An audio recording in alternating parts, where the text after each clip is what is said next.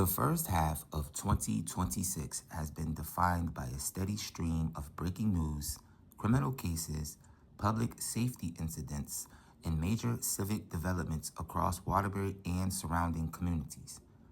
From violent crime investigations to labor disputes and policy debates, these are the stories that have shaped local attention so far this year.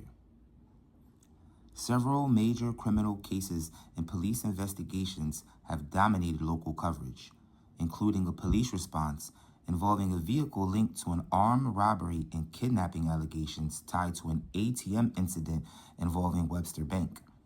In another widely followed case, a Watertown man was found dead outside a Waterbury urgent care facility, prompting an active police investigation. Authorities also responded to a high-profile homicide case involving the death of a 20-year-old Hartford man in Waterbury, resulting in multiple arrests.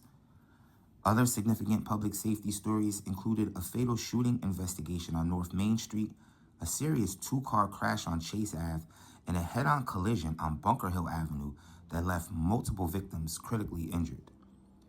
A Waterbury man was also arrested after police reported a shooting on North Main Street, adding to a series of violent incidences investigated by Waterbury police.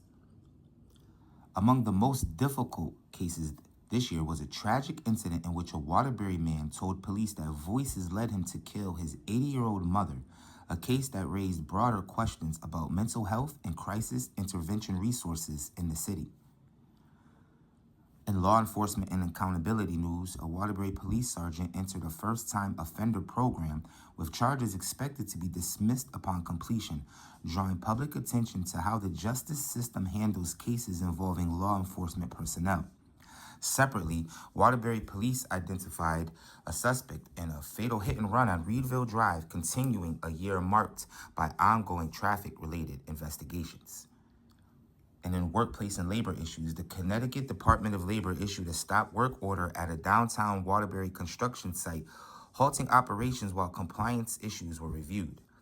And city leadership and infrastructure also made headlines, including the resignation and arrest of the Waterbury water superintendent following a police investigation in a separate civic development. A former Waterbury teacher was released again following a second arrest connected to an ongoing legal matter, keeping education-related legal issues in the public spotlight. Law enforcement also conducted a major drug raid on Chapman Avenue that resulted in 10 arrests, part of ongoing enforcement efforts targeting narcotic distribution in residential neighborhoods.